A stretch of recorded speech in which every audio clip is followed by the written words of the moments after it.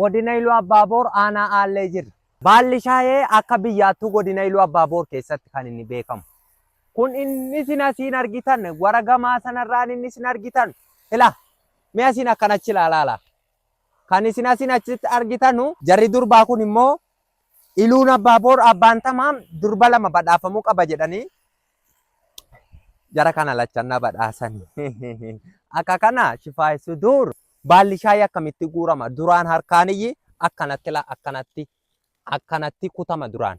Ammoo teknooloojii babal'isanii bifa ammayyaatiin kunoo akkuma isin argitan kana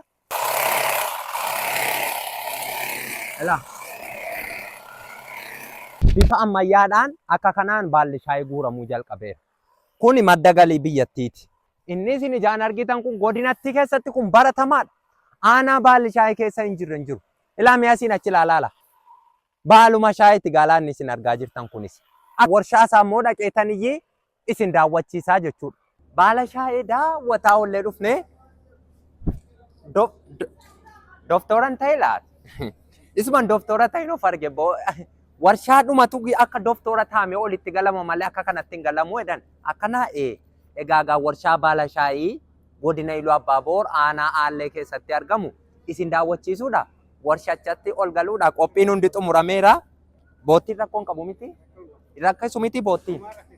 Keessummoota keenya baga nagaan dhuftanii jedha. Ani maqaan koo Salamoomii Tukkuun jedhama. Hoogganaa warshaa baala shaayii Gumarooti. Amma lafti nu jiru kun warshaa baala shaayii Gumaroo keessa piroosiin faaktarii irra jirra. Inni kun lafatti shaayiin coromee dhufu oomishamudha. Mee immoo keessa isaatti immoo ol gallee waan keessa isaa jiru tokko tokkoon ilaala.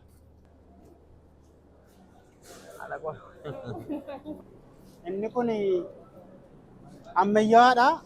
Automaatik wiizaringii isa jennudha. Inni kun immoo konvenshinal tiraafis jennudha. Walumaa gala kun 50 qabata. Kun 50 qabata. Maal 50? Shaayii oomisha shaayii baala shaayii shassaabam bakkeedhaa isa dhufu kiloogiraama 50 qabata. Kiloogiraama 50? 50 qabata. Kunis 50 qabata. Inni kun al tokko galeennaan namni tuutti hin bu'in dhaqee inni piroodaaktii isaa duwwaa fudhachuudha. Kun immoo konvenshinal tiraafiidha. Kunis 50. Deemaa jiraan kun? Deemaa jira. Ofumaan deemaa? Isa kana malee isa kana deemaa jira ofumaan. Inni kun baala shaayii sollagaadha.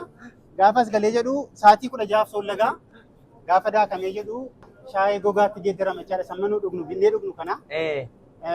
Asitti farankaan hin bahu jechuudha. Asitti farankaan hin bahu. Asumatti daakama hoo maaliif? Asumatti daakama, asumatti oomishama, asumatti gurgurama jechaadha. Nutu gara keenyaa bittaadhaan du'aa irra. Isiniif erga kana raawwatee ka'e booda mooistarii isaa kun parsantii 68tti erga gadi buusnee booda gara daakuutti deema jechaadha.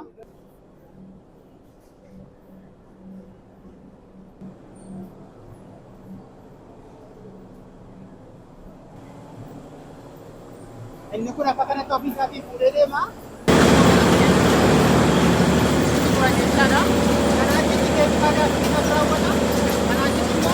Erga kana raawwannee kaane booda bakka daakumsaadha karoota argee jedhama. Isa bira geenye haasofna ammas.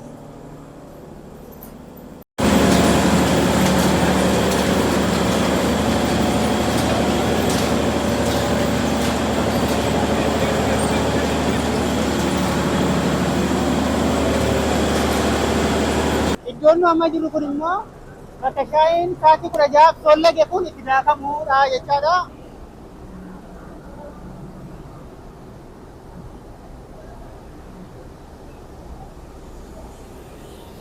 Inni kun rootarbeeni jedhama. As keessa heelikaaliidhaa fi riijistariitu jira. Wal gidduutti damacuudhaan shaayii akka kanatti garafa. Erga garafamee ka'e booda kun siitiisiidha. Roolariin akkasitti wal keessa galee jira. Iddoo afuritti daakama. Asii akka gara sanatti deemnanii haalli ittiin bullaa'insi isaa dabalaatu deema jechaadha.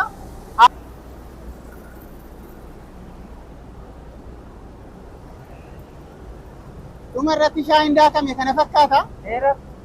Baalli isaa kana fakkaata jechaadha.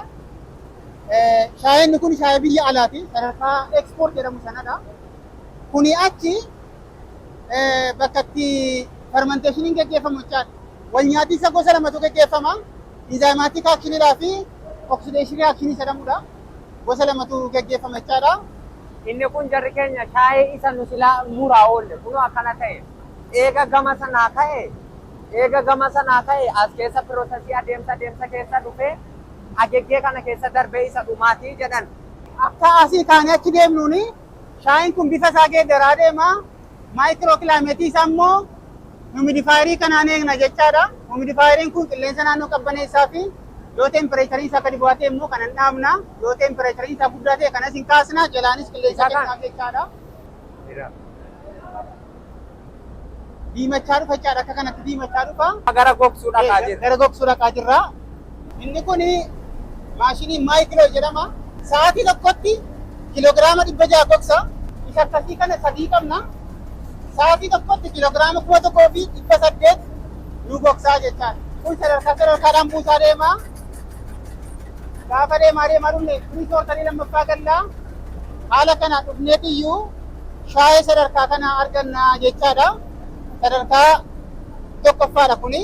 Kun isa sadarkaa tokkoffaadha. Sadarkaa tokkoffaati. Shaayeen inni kuni PF jennaa. Isheen kun immoo PD jedhamti. Kuniif kun garaagarummaa qabaa jechaadha. Meeshii kanatiyyuu garaagarummaa qaba jechaadha. Sadarkaa sadiidha kan ba'u. Isheen kun immoo BP jedhamti. Istoorii gara gaafa namuunaa biyya alaatti argina gaafa gurguruuf jennu faranjoonni approved gaafa godhanu nu ergaa jedhu isa booda achi keessaa bee peepparsaa jedhu kanneen siit argisiisna dhumarraa kontiinariin asuma dhufu asumatti ashagamee Jimmaa deemee Jimmaatti konfiirmi godhamee kallattiinumaan gara Jibuutii deemee biyya alaatti ba'aa jechaadha. Baala shaayee daawwataa dhufnee daqiiquma tokkotti akka ija dura nama maruu wayi. Achitti dheedhiisa argita asitti suma atiquma kooti shaayetti nattu argina. Sa'aatii 24 keessatti manni irraa muramee warshaa keessa galee ba'ee gara doolaaraatti jijjiirama. Ammoo Iluu Abbaaboor yoo dhuftanii warshaa kana daawwatu. Waa biraatu hafe jedhaa jiru walumaan daawwatu. Dirqama. Awutomaatikiidha. Sa'aatii isaa kennameef ofumaan gaafa sa'aaticha fixeedhu hin dhaaba jechaadha. Warshaan kun warshaa baay'ee ammayyaadha. Akkuma Afrikaattu bakka 3 tokko caalan jiru.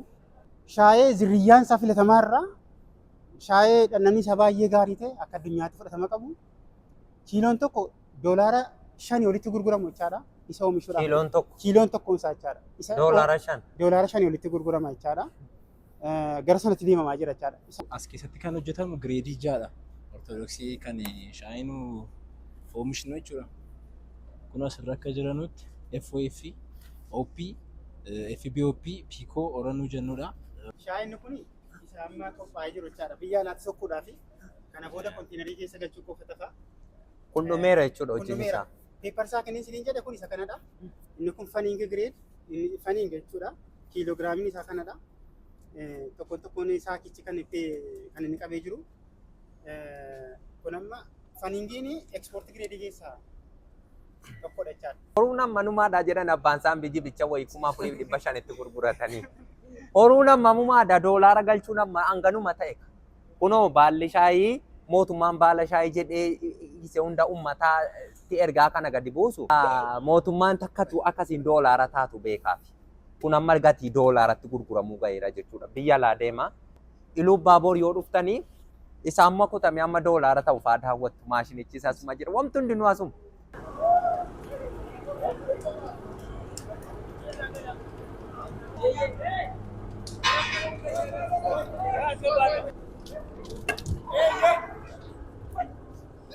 Rakkatti rakkatti.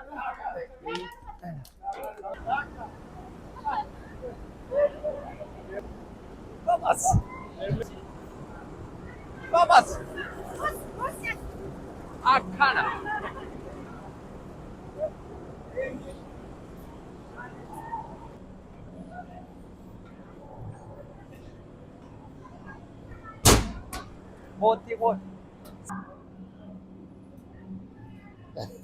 Bakka laaboraatoorii shaayii keenyaati. Akkuma sila kaasee gosa 6 kun ortodoksii shaayiidha. Hundumtuu ekspoortii gireediidha. Sunillee gosa 4 kan CTC Blacktiidha. Sunillee ekspoortii gireediidha. Kun hundumti isaayyuu sadarkaa kanaan qammasamaa jechaadha. Kun liif appiiraansi jenna. Isa booda gara namniitti dhufna jechaadha. Gaafa dadhabnu gara kanarra akkasitti achi deemnaa jechaadha. Asii achi deemnaa? Asii achi deemnaa jechaadha. Garuu dhandhamnee adda baasuu qabna jechaadha. Gaafa iddoo kanatti dadhamu achi sirriitti sollageeramoo afeera, sirriitti daakameeramoo afeera, sirriitti asii bukaayeramoo afeera, sirriitti gogeeramoo afeera as taa'eetan laala jechaadha. Isteeppii jiru as taa'eetan laala isa booda yoo rakkoo qabaate illee dhaqee sirreessaa jechaadha. Sa'aatii tokko tokkoon taa'a kuni sababiin isaa yoo dogongorii jiraate dafii sirreessuudhaaf akka ta'utti jechaadha.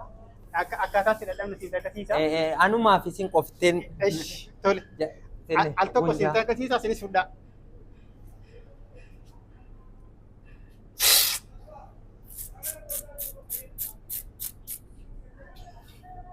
Haala kanaan qammasamaa sirriitti ol xuuxamaa afaan keessa gaggaragalchinaa cimaa ta'uusaa yookaan furdaa ta'uusaa akka buna keenya fakkeenya cunqoo dannamti.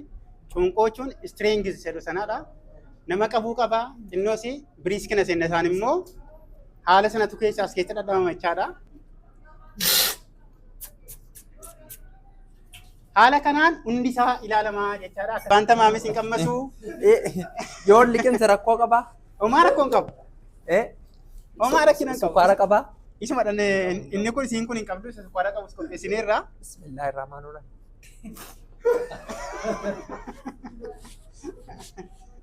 Otoo liqimsa illee dabaa baree akka keessanitti akkamitti ani hiyyisiisa hiyyuu didenne kooti. Adeemsuma keessa dhufa hin barama.